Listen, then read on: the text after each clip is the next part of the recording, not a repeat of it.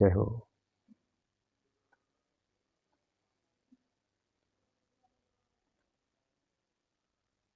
चलो चलो चलो चलो, हाँ। सेक्शन नंबर 42 किसके बारे में बात करता है? किसके बारे में बात करता है? क्या लिखा हुआ है? If two or more persons made a joint promise, ordinarily, all of them during their lifetime must jointly fulfill the promise. If any one of them dies, the legal representative of death promiser, jointly with other survivor, must fulfill the promiser. Jointly with other survivor must fulfill the promise of the death promiser. Jointly with the other survivor promiser must fulfill the promise. If all of them dies, मतलब सारे के सारे प्रोमिसर्स का death हो गया, the legal representative of all the co promisor must fulfil the promise. Simple है। A B C D ने ई को मिल ए बी सी डी ने ई को प्रॉमिस किया कि 4 लाख रुपए हम तुमको पे करेंगे। ए बी सी डी ने ई को प्रॉमिस किया कि हम 4 लोग मिलके ई को 4 लाख रुपए पेमेंट करेंगे। तो सेक्शन 42 क्या कहता है? सेक्शन 42 कहता है कि ए बी सी डी को जॉइंटली मिलके ई को 4 लाख रुपए पे करना है, जॉइंटली एंड इक्वली। याद रखना ये पॉइंट, जॉइंटली एंड इक्वली, मतलब हर जितने भी लोग हैं वो लोग 1 लाख 1 लाख 1 लाख 1 लाख रुपए पे करेंगे। किसको? ई को। ठीक है सर, इनमें से फॉर एग्जाम्पल बी का डेथ हो जाता है, तो बी का डेथ हो गया तो क्या हो जाएगा? तो बी का लीगल रिप्रेजेंटेटिव ए सी डी के साथ मिलकर कॉन्ट्रैक्ट को परफॉर्म करेगा, है ना। बी का डेथ हो गया, बी का लीगल रिप्रेजेंटेटिव ए सी डी के साथ मिलके यानी कि ई को पेमेंट करेगा। ठीक है, उसके बाद नेक्स्ट क्या था? ए बी सी डी चारों के चारों मर गए, ए बी सी डी चारों के चारों मर गए तो क्या होगा सर? ए का लीगल रिप्रेजेंटेटिव, बी का लीगल रिप्रेजेंटेटिव, सी का लीगल रिप्रेजेंटेटिव और डी का लीगल रिप्रेजेंटेटिव, इन 4 लोग मिलकर कॉन्ट्रैक्ट को क्या करेंगे? परफॉर्म करेंगे, यानी कि ई को पेमेंट करेंगे, 4 लाख रुपीज पेमेंट करेंगे। ठीक है, यही लिखा हुआ है। If two or more persons made a joint promise, ordinarily all of them during their lifetime must jointly fulfill the promise. If any of them dies, legal representative of that promiser, jointly with other survivor, must fulfill the promise. If all of them dies, the legal representative of all the co-promiser must fulfill the promise. उसके बाद 42 जो है ना 43 के साथ connect है। क्या लिखा हुआ है? The promisee may compel any one of such joint promiser to perform the whole of the promise. मतलब ये जो ई है ना, इन 4 लोगों में से ए बी सी डी में से किसी एक व्यक्ति को पूरा का पूरा पेमेंट करने, पूरा का पूरा पेमेंट डिमांड कर सकता है। किसी न किसी व्यक्ति से, ए बी सी डी से, ये जो ई है, किसी एक व्यक्ति से, ई जो है ना, किसी एक व्यक्ति से, ए बी सी डी से किसी एक व्यक्ति से पूरा का पूरा 4 लाख रुपया, 4 लाख रुपीज मांग सकता है, डिमांड कर सकता है। ठीक है, the promisee may compel any one of such joint promiser to perform the whole of the promise. If any one of the joint promiser made to perform the whole contract, he can call contribution from other promiser equally बोला है। If one of the joint promiser made to perform the whole contract, he can call contribution from other promiser equally। इसका मतलब क्या है? इसका मतलब ये है ना, कितने A B C D, D लोगों ने, इन 4 लोगों ने ई को प्रॉमिस किया था। ई जो है ना, ए से भी 4 लाख मांग सकता है, बी से, सी से और डी से, किसी एक व्यक्ति से पैसे मांग सकता है, पूरा का पूरा पैसे मांग सकता है, डिमांड कर सकता है। अब यहाँ पे ना ए ने पूरा का पूरा पैसे दे दिया ई को, ए ने पूरा का पूरा पैसे ई को दे दिया। कितना था पेमेंट करना है? 4 लाख रुपीज। तो ए ने क्या करा? पूरा का पूरा पेमेंट ई को दे दिया। ठीक है, अब ए क्या कर सकता है ना, अब ए के पास राइट है कि वो क्या कर सकता है? अदर जॉइंट प्रोमिसर्स, अदर जॉइंट प्रोमिसर्स यानी कि अदर जॉइंट प्रोमिसर्स, 3 लोग अदर जॉइंट प्रोमिसर है ना, उन 3 लोगों से कॉन्ट्रीब्यूशन मांग सकता है। और कॉन्ट्रीब्यूशन कैसा रहेगा? इक्वली रहेगा। अगर 4 लाख रुपीज पे किया है तो हर एक व्यक्ति के हिस्सा में कितना पैसे जा रहा है? एक लाख रुपीज जा रहा है, 1 लाख रुपीज जा रहा है। और ए ने अगर ई को 4 लाख रुपीज पे कर दिया तो 3 लोगों से, बाकी 3 लोगों से कितना कॉन्ट्रीब्यूट मांग सकता है? 1 लाख। बी सी और डी से 1 लाख, 1 लाख कॉन्ट्रीब्यूशन मांग सकता है। ये दूसरा पॉइंट है। उसके बाद तीसरा क्या है? If any one of them fails to make contribution, the remaining joint promisor must bear the loss in equal shares. यहाँ पे क्या लिखा हुआ है? लॉस कौन बियर करेगा? कॉन्ट्रीब्यूशन कितना होगा ये नहीं बोला है। देखो ध्यान दो, क्या लिखा क्या है ये समझना जरूरी है। यहाँ पे ये नहीं लिखा है कि भाई कॉन्ट्रीब्यूशन कितना करेंगे, यहाँ पे ये नहीं पूछ रहा है कि भाई कॉन्ट्रीब्यूशन कितना होगा। यहाँ पे पूछ रहा है कि अगर एक व्यक्ति ने कॉन्ट्रीब्यूशन देने में डिफॉल्ट किया तो वो जो डिफॉल्ट यानी कि जो लॉस हुआ वो कितने लोग शेयर करेंगे, कितने लोग शेयर करेंगे, ये क्वेश्चन है। तो हमको आंसर क्या देना है? If any of them fails to make contribution, the remaining joint promisor must bear the loss in equal shares. 4 लोग थे, ए बी सी डी। ए ने पूरा का पूरा पेमेंट ई को कर दिया। अब जो है ना बी ने डिफॉल्ट किया पेमेंट, बी ने पेमेंट नहीं किया 1 लाख रुपए। 1 लाख रुपए किसको पे करना था? ए को पे करना था, बी ने नहीं किया, डिफॉल्ट हुआ। डिफॉल्ट किया किसने? बी ने। अब क्या होगा सर? 1 लाख रुपए का तो नुकसान हो गया। इस नुकसान को कौन कौन क्या करेगा? बियर करेगा, ये क्वेश्चन है। कॉन्ट्रीब्यूशन कितना होगा सी और डी से, ये नहीं पूछ रहा है क्वेश्चन ये पूछ रहा है कि भैया जो लॉस हुआ है 1 लाख रुपया, इस 1 लाख रुपए को बियर कौन कौन करेगा? तो हमें आंसर में देना है कि जितने भी रिमेनिंग जॉइंट प्रोमिसर है, रिमेनिंग जॉइंट प्रोमिसर में कौन आ गया भाई, ए भी आ गया, सी भी आ गया और डी भी आ गया। इन तीन ही लोगों को क्या करना है, आपस में लॉस जो अराइज हुआ है उसको इक्वली डिस्ट्रीब्यूट करना है, इक्वली बेयर करना है। ठीक है, अब इसी के साथ मैंने एक एग्जांपल दिया है, सुनो। एबीसी जॉइंटली प्रॉमिस टू पे 6,000 टू एक्स। एबीसी तीन लोगों ने जॉइंटली प्रॉमिस किया 6,000 रुपये किसको पे करने के लिए, एक्स को पे करने के लिए, बिना कहे, कहीं पे कुछ नहीं लिखा हुआ है। तो एबीसी जॉइंटली प्रॉमिस टू पे 6,000 टू एक्स, अगर कहीं पे कुछ नहीं लिखा हुआ है तो ए कितना पे करेगा, बी कितना पे करेगा, सी कितना पे करेगा। ए बी सी को जॉइंटली परफॉर्म करना पड़ेगा कॉन्ट्रैक्ट को, ये हमने बोला था jointly and equally, jointly and equally. A कितना पे करेगा 2,000, बी कितना पे करेगा 2,000, सी कितना पे करेगा 2,000। ये सेक्शन नंबर 42 था। अब सेक्शन नंबर 43 पे आते हैं। Can X compel any of A B C to perform the whole promise. क्या एक्स किसी एक व्यक्ति को, ए बी सी को, किसी एक व्यक्ति को ऐसा बोल सकता है कि भाई तुम लोग में से कोई व्यक्ति मेरे को पूरा का पूरा 6,000 रुपये पे कर दो, ऐसा एक्स बोल सकता है? क्या answer is yes. Can X compel any of A B C to perform the whole promise, तो आंसर इज यस। एक्स क्या कर सकता है, किसी भी एक व्यक्ति से पूरा का पूरा पैसा डिमांड कर सकता है। If B pays the whole amount, अब कहानी समझो, अगर बी एक्स को 6,000 रुपये पे कर देता है, बी जो है ना एक्स को पूरा का पूरा 6,000 रुपये पे कर देता है, B pays the whole amount, how much he can contribute from other promiser, from claim from other promiser नहीं, if B pays the whole amount, how much he can contribute from other promiser, how much he can claim from other promiser। इसको यहाँ से cut कर देंगे, इसको cut कर देंगे और भाई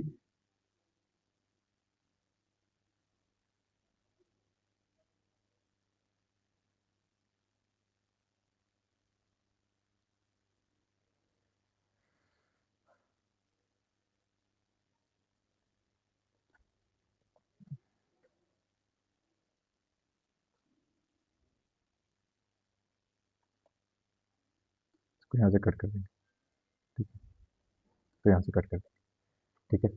if B pays the whole amount, how much he can contribute from other promises। अगर B ने पूरा का पूरा पेमेंट X को दे दिया तो B अब कितना पैसा A और C से डिमांड कर सकता है, ये दूसरा क्वेश्चन है, ठीक है। उसके बाद तीसरे क्वेश्चन पे आते हैं, तो दूसरा क्वेश्चन हो गया।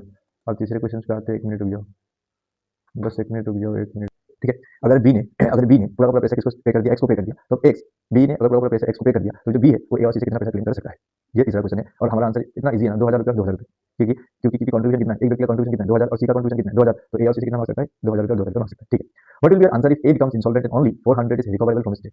What will be answer if A becomes insolvent, A insolvent हो गया है, only 400 is recoverable from state. मतलब क्या है ना, देखो ए का कॉन्ट्रीब्यूशन कितना था, ए का कॉन्ट्रीब्यूशन 2,000 रुपये था, ए का कॉन्ट्रीब्यूशन 2,000 रुपये था, और उसके एसेट्स को बेच के हम कितना पैसे रिकवर कर पाए, 400 रुपीज रिकवर कर पाए। लॉस कितना हुआ, टोटल लॉस कितना हुआ, 1,600 रुपीज। हम लोगों ने ऊपर क्या पढ़ा है, if any of them fails to make contribution, the remaining joint promiser must bear the losses in equal shares। Loss को क्या करेंगे, इक्वल शेयर्स में बेयर करेंगे। मुझे पता है टोटल लॉस कितना होगा, 2,000 रुपये को कंट्रीब्यूट करना था, 400 रुपये हमने उसके एसेट्स को बेच के रिकवर कर लिया, तो टोटल लॉस कितना है 1,600। अब जो 1,600 है ना, has to be bear by B and C. 1,600 रुपये जो लॉस हुआ है वो क्या करना पड़ेगा, बी और सी को इक्वली में क्या करना पड़ेगा, बेयर करना पड़ेगा। अब मेरा जो क्वेश्चन है, बी जो है सी से कितना रिकवर कर सकता है, कितना पैसे मांग सकता है, तो सी का कॉन्ट्रीब्यूशन 2,000 रुपये, और वो जो लॉस था ए का जो लॉस था उसका 800 रुपये क्या करेगा, बी सी से क्लेम करेगा, दैट इज 2,800 रुपीज। फिर बाकी 800 रुपये का क्या हुआ, 800 रुपये का क्या होगा, फिर या तो 800 रुपीज बी ने सी से रिकवर कर दिया, तो बाकी 800 का क्या होगा, अरे बाकी 800 बी का लॉस है ना, तो यहाँ पे हमें कैलकुलेट करके दिखाना नहीं है, लेकिन बाकी 800 रुपये किसका लॉस है, वो भी का है, तो बी को बेयर कर रहा है। हमें तो यहाँ पे ये पढ़ना है कि सी से कितना कंट्रीब्यूशन देगा, सी से कितना कंट्रीब्यूशन देगा, तो 2,000 रुपये तो सी का कंट्रीब्यूशन है, वो वाला पैसा, और जो लॉस है उसका 800 रुपये, मतलब टोटल 2,800 रुपये कौन देगा, बी सी से देगा, ठीक है। क्वेश्चन हो सकता है ऐसा भी आ जाए, क्वेश्चन हो सकता है ऐसा भी आ जाए, ठीक है। ये दूसरा सेक्शन नंबर 29 को हम बाद में पढ़ेंगे, लेकिन उससे पहले हम लोग आते हैं यहाँ पे, यहाँ पे मतलब कहाँ पे हम लोग आएंगे, यहाँ पे यहाँ पे sir what is anticipated breach of contract. What is breach of contract means, what is breach of contract means, पहले तो ये समझते हैं ब्रीच ऑफ कॉन्ट्रैक्ट मतलब क्या। ब्रीच ऑफ कॉन्ट्रैक्ट मतलब है कि कॉन्ट्रैक्ट को ब्रीच करना, वाओ। ब्रीच ऑफ कॉन्ट्रैक्ट मतलब क्या, कॉन्ट्रैक्ट को ब्रीच करना, नहीं ये नहीं है। आपने परफॉर्मेंस, हम लोगों ने कॉन्ट्रैक्ट किया था, हम लोगों ने कॉन्ट्रैक्ट किया था, हर एक कॉन्ट्रैक्ट में दोनों पार्टीज को कॉन्ट्रैक्ट परफॉर्म करना होता है, प्रोमिसर को भी परफॉर्म करना होता है, प्रोमिसर को भी परफॉर्म करना होता है। हाँ, हर एक कॉन्ट्रैक्ट में दोनों पार्टीज को कॉन्ट्रैक्ट को क्या करना होता है, परफॉर्म करना होता है, प्रोमिसर को भी करना होता है, प्रोमिसर को भी करना होता है। फॉर एग्जांपल मैंने आप लोगों को बोला कि सिलेबस कंप्लीट कर दूंगा, तुम लोगों ने बोला कि मैं 500 रुपीस ऑफ कंसिडरेशन पे कर दूंगा, ठीक है ना। अब यहाँ पे मुझे पढ़ा के सिलेबस भी कंप्लीट कर देना है और साथ में तुम लोगों को 500 रुपीस मेरे को पे कर देना है, मतलब एक कॉन्ट्रैक्ट में दोनों पार्टीज क्या करते हैं, परफॉर्म करते हैं, ठीक है। अब ब्रीच ऑफ कॉन्ट्रैक्ट मतलब क्या, अगर इन दो पार्टी में से कोई व्यक्ति ने कॉन्ट्रैक्ट को परफॉर्म नहीं किया, this is known as breach of contract, this is known as breach of contract. What is breach of contract मतलब क्या, पार्टीज ने अपना ऑब्लिगेशंस फुलफिल नहीं किया, अपना ऑब्लिगेशंस क्या नहीं किया, फुलफिल नहीं किया, उनको अपना ड्यूटी करना था, उन्होंने वो ड्यूटी कंप्लीट नहीं किया, this is nothing but in breach of contract. मैंने आप लोगों के साथ कॉन्ट्रैक्ट किया था कि भाई फीस पे करो, फीस पे करना और मैं सिलेबस कंप्लीट कर दूंगा। ये हमारे बीच में कॉन्ट्रैक्ट हुआ था। मैंने फीस ले लिया, मतलब आप लोगों ने अपना परफॉर्मेंस कर दिया, अपना जो ड्यूटी था वो आप लोगों ने मेरे को फुलफिल कर दिया, लेकिन मैंने अपना ड्यूटी फुलफिल नहीं किया। मैंने अभी अपना ड्यूटी क्या नहीं किया, फुलफिल नहीं किया, मैंने अपना ड्यूटी फुलफिल नहीं किया, है ना। मैंने बोला था कि मैं तुम लोगों को पढ़ा दूंगा, मैंने नहीं पढ़ाया। This is nothing but an breach of contract, मतलब किसी ना किसी एक पार्टी ने क्या किया है, अपने अपना ऑब्लिगेशन को क्या किया है, फुलफिल नहीं किया। This is not as breach of contract. अब ब्रीच ऑफ कॉन्ट्रैक्ट दो तरीके का हो सकता है, एक एक्चुअल हो सकता है, दूसरा होता है anticipatory breach of contract. Actual हो सकता है और दूसरा होता है एंटीसिपेटरी ब्रीच ऑफ कॉन्ट्रैक्ट, ठीक है। अब आते हैं एग्जांपल से समझने की कोशिश करेंगे, एक्चुअल ब्रीच ऑफ कॉन्ट्रैक्ट क्या है और दूसरा एंटीसिपेटरी ब्रीच ऑफ कॉन्ट्रैक्ट क्या है। सुनो, actual refuse to perform the promise on due date, the party who refuse to perform the promise has to pay damages to the other party. The party who refuse to perform the promise has to pay damages to the other party. For example actual damages का मतलब क्या है, मैंने आप लोगों को बोला था कि तुम लोगों का 10 तारीख को मैं रिवीजन क्लास लूंगा, ठीक है, और आप लोग मेरे को 100 रुपीज पे करो, ठीक है ना। अब क्या हुआ, 10 तारीख को हम लोगों ने रिवीजन क्लास स्टार्ट किया और बच्चों ने 100 रुपीज फीस पे नहीं किया, ठीक है ना। तो this is nothing but an actual breach of contract. Actual breach of contract मतलब क्या होगा कि ड्यू डेट में बच्चों ने अपने परफॉर्मेंस को क्या नहीं किया, परफॉर्म नहीं किया, मतलब कॉन्ट्रैक्ट को इन्होंने क्या किया है, ब्रीच किया। अगर आप ड्यू डेट पे जिस दिन पे आपको कॉन्ट्रैक्ट परफॉर्म करना था उस दिन अगर आप कॉन्ट्रैक्ट को परफॉर्म नहीं करते हो, then that is known as actual breach of contract. That is known as actual breach of contract. Refuse to perform the promise on due date, the party who refuse to perform the promise has to pay damages to the other party. Simple है ये तो। अगर कोई व्यक्ति contract को breach करता है और उसके कॉन्ट्रैक्ट के ब्रीच करने की वजह से अगर सामने वाले व्यक्ति को लॉस हो जाता है, डैमेजेस हो जाता है, then he has to pay damages to other party. जो पार्टी कॉन्ट्रैक्ट को ब्रीच करता है, that party has to pay damages to the other party, ठीक है। Refuse to perform the promise on due date, the party who refuse to perform the promise has to pay damages to the other party. Refuse to perform the promise on due date, the party who refuse to perform the promise has to pay damages to the other party, ठीक है। उसके बाद दूसरा है anticipatory breach of contract. ये anticipatory breach of contract क्या बोलता है, an anticipatory breach of contract is a breach of contract which has been occurred before the due date, before the time for performance has arrived. Say for example ये अपना जो please है, ठीक है, हाँ कहाँ पे भाई, हाँ यहाँ पे आते हैं ना, ये अपना जो प्लीज है के, ठीक है, ये जो है ना के है, तो के की ना, के की गर्लफ्रेंड है, that is an G F के जी एफ, ठीक है, ये के जी एफ के जी एफ, के की गर्लफ्रेंड है, इसका नाम क्या है, जी एफ, ठीक है ना, के जी एफ, है ना। अब क्या हुआ ना, इन लोगों ने प्रॉमिस किया था, क्रिस ने प्रॉमिस किया था कि मैं तो बन जाऊंगा सीए एक दिन, है ना। तो 2030 2000 2030 को 2030, है ना, 2030 में दिसंबर के फर्स्ट दिसंबर में अपन क्या करेंगे, शादी करेंगे। इसने किसको प्रॉमिस किया, अपनी गर्लफ्रेंड को प्रॉमिस किया, हाँ।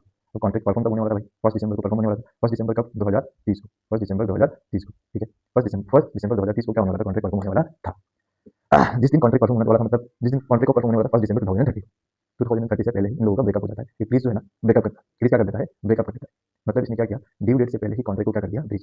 This is nothing but an anticipatory breach of contract. An anticipatory breach of contract is a breach of contract which has been occurred before the due date. ये ड्यू डेट होने से पहले, शादी होने से पहले क्या हो गया, कॉन्ट्रैक्ट ब्रीच हो गया, अपने प्रॉमिस को इसने क्या किया है, ब्रीच किया है। This is nothing but an anticipatory breach of contract. Anticipatory breach of contract is a breach of contract which has been occurred before the due date, before the time for performance has been right. बोलो ये समझ में आया, पहले बोलो ये समझ में आया कि नहीं है एंटीसिपेटरी ब्रीच ऑफ कॉन्ट्रैक्ट। उसके बाद हम आगे कहानी में बढ़ेंगे। अभी कहानी खत्म नहीं हुई है, अभी शादी है ना। अभी तो खाना खाना बाकी है, फेरे लेने बाकी है, बहुत कुछ बाकी है अभी, ठीक है। तो पहले बताओ क्या एंटीसिपेटरी ब्रीच ऑफ कॉन्ट्रैक्ट का डेफिनेशन समझ में आया, ठीक है, तो जल्दी बोलो, ठीक है। Anticipatory breach of contract is a breach of contract which is occurred before the due date, before the time for performance has been right. अब इसका इफेक्ट क्या है, वो इंपॉर्टेंट है। Effect of an anticipatory breach, देखो पहला effect क्या है, to either treat the contract as rescinded and sue the other party for damages from the breach of contract immediately without waiting until the due date of performance। First point क्या बोला है, to either treat the contract as rescinded and sue the other party for damages from the breach of contract immediately without waiting until the due date of performance। जिस दिन इसने breakup किया, इसकी girlfriend या तो उसी दिन क्या मानेगी कि इसके और उसके बीच में पूरा रिश्ता खत्म हो चुका है, पूरा कॉन्ट्रैक्ट खत्म हो चुका है, तो either treat the contract as rescinded, तो अब इनके बीच में कुछ नहीं रहा है, उसी दिन ट्रीट कर सकती है जिस दिन इसने ब्रेकअप दिया, and sue the other party for damages। और अगर उसको कुछ डैमेजेस हुआ है तो वो उसी दिन क्या कर सकती है, डैमेजेस के लिए सू कर सकती है। तो either treat the contract as rescinded and sue the other party for the damages from the breach of contract immediately without waiting until the due date of performance। नहीं 2030 तक वेट नहीं करी, 2026 में ही इसने ब्रेकअप कर दिया था, फर्स्ट जुलाई को, हाँ 2026 को फर्स्ट जुलाई को इसने ब्रेकअप दिया था, उसी दिन वो ये मानेगी कि भैया इसके और उसके बीच में कुछ नहीं रहा है, तो either treat the contract as rescinded, खत्म, cancel, and sue the other party for damages। अगर इसको कुछ डैमेजेस हुआ है तो वो क्या कर सकती है, डैमेजेस क्लेम उसी दिन कर सकती है from the breach of contract immediately, उसी दिन without waiting until the due date of performance. 2030 first दिसंबर तक वेट नहीं करेगी, उसी दिन कॉन्ट्रैक्ट को कैंसिल कर देगी, पूरा खत्म कर देगी, और अगर उसको डैमेजेस हुआ है तो डैमेजेस क्या कर सकती है, अपने प्लीज से क्लेम कर सकती है। अदर पार्टी को damages from the breach of contract immediately without waiting until the due date of performance. ये पहला पॉइंट, ठीक है। दूसरा क्या है, ही में नहीं होना चाहिए, सी में होना चाहिए, पर ठीक है।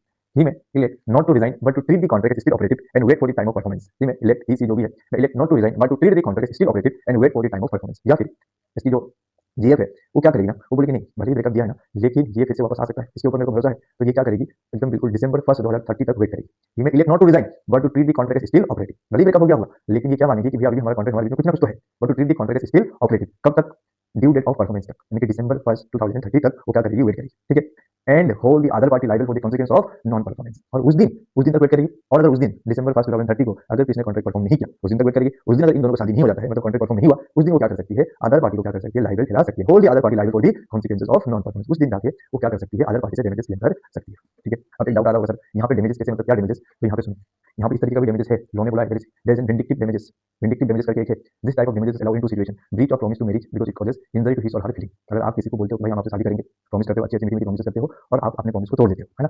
देन ऐसे में लॉ ने क्या कहा है, अगर सामने वाले व्यक्ति की फीलिंग्स को हर्ट हुई है because it causes injury to his और हर फीलिंग, अगर सामने वाले व्यक्ति की फीलिंग्स को हर्ट पहुंची है ना, उसको उसकी फीलिंग्स को इंजरी पहुंची है, देन ऐसे सिचुएशन पे जिस व्यक्ति को इंजरी पहुंची है, जिस व्यक्ति को ज्यादा हर्ट हुआ है, वो क्या कर सकता है, सामने वाले व्यक्ति से डैमेजेस क्लेम कर सकता है। And this type of damages is known as vindictive damages. So this what is vindictive damages means breach of promise to marry because it causes injury to his और हर फीलिंग।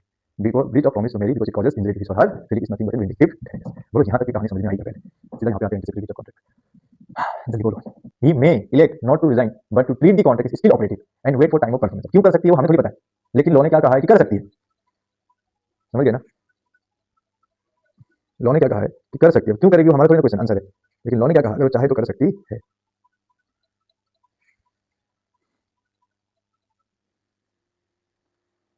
तो doubt क्या था? Section number 23 subsection 2 that is uncertain goods.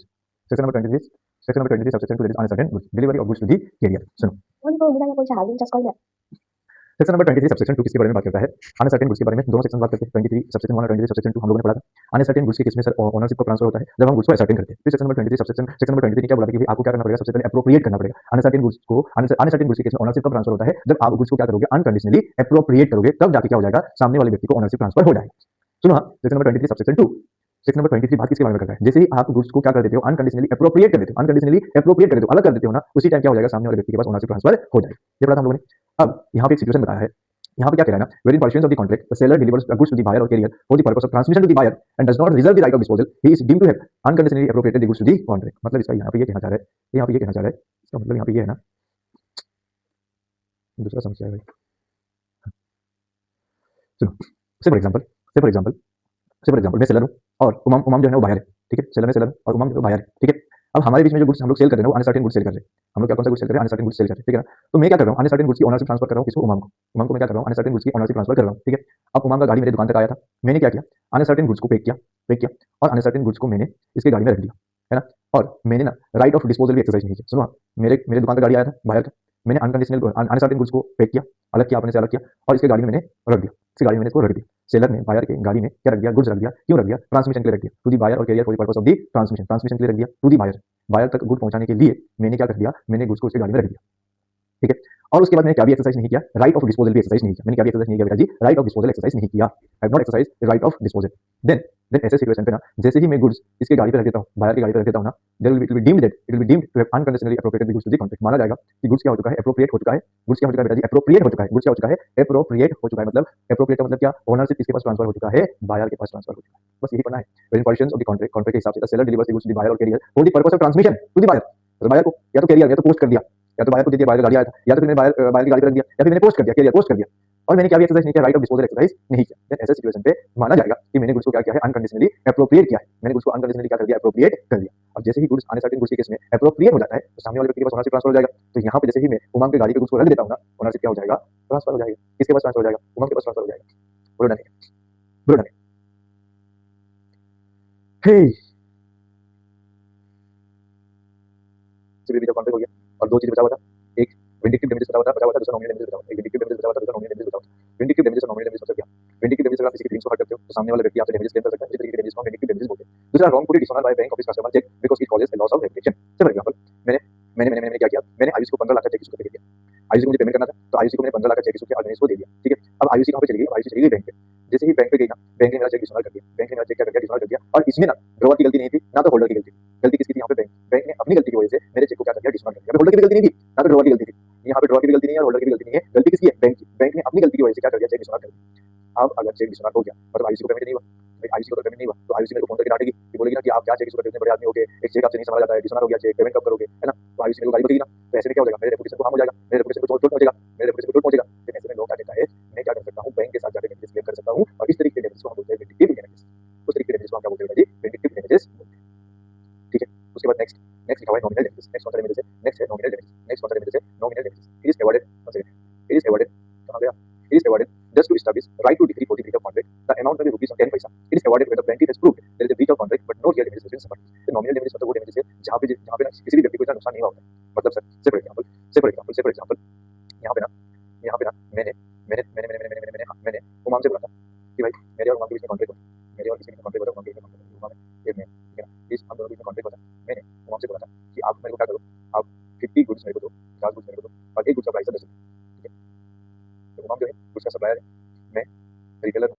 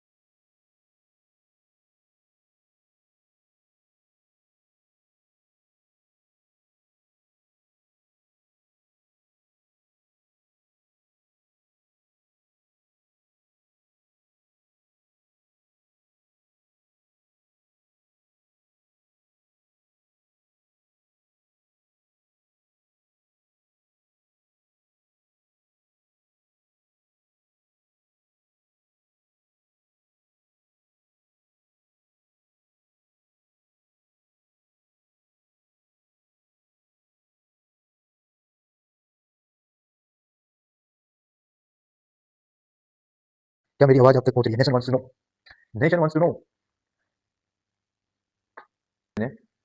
उमम से मैंने contract किया था कि भाई उमम एक होलसेलर है, मैं रिटेलर हूँ, और कस्टमर है एक सी करके जो लिखा हुआ है ना, वो कस्टमर है। मैंने उमम से बोला था कि बेटा जी ऐसा है, मुझे 50 गुड़ की ज़रूरत है और एक गुड्स 10 रुपये का था। तो टोटल कितने का कॉन्ट्रैक्ट हुआ था हमारे बीच में? 500 का कॉन्ट्रैक्ट हुआ था, ठीक है। 500 रुपीज़ मेरे को उमम को पे करना है ना। अब क्या हुआ ना, ड्यू डेट में उमम ने मेरे को क्या नहीं किया, ये गुड सप्लाई नहीं किया। अब भाई उमम ने अगर गुड सप्लाई नहीं किया तो मुझे कहीं ना कहीं जाके गुड्स तो लेना पड़ेगा। तो मैं किसके पास चला गया? मेहुल के पास चला गया और मेहुल से बोला कि भाई मेरे को 50 गुड्स दे दो। जब मैं मेहुल के पास गया ना, तो मेहुल ने भी वही रेट लिया जो उमम ने बोला था, 50 × 10, 500 रुपया ही मेरे को पे करना पड़ा। अब उमम को भी पैसा देता तो 500 ही देता, और मेहुल को भी दे रहा हूँ तो 500 रुपीज़ ही दे रहा हूँ। मुझे यहाँ पे कोई डैमेजेस हुआ है क्या? Answer is no. उमम ने कॉन्ट्रैक्ट ब्रीच तो किया है, लेकिन उसके कॉन्ट्रैक्ट ब्रीच करने की वजह से मुझे कुछ डैमेजेस हुआ है क्या? आंसर इज अरे मुझे कुछ डैमेजेस ही नहीं हुआ ना, 500 रुपीज़ वहाँ पे भी पे करता, यहाँ पे भी पे करता।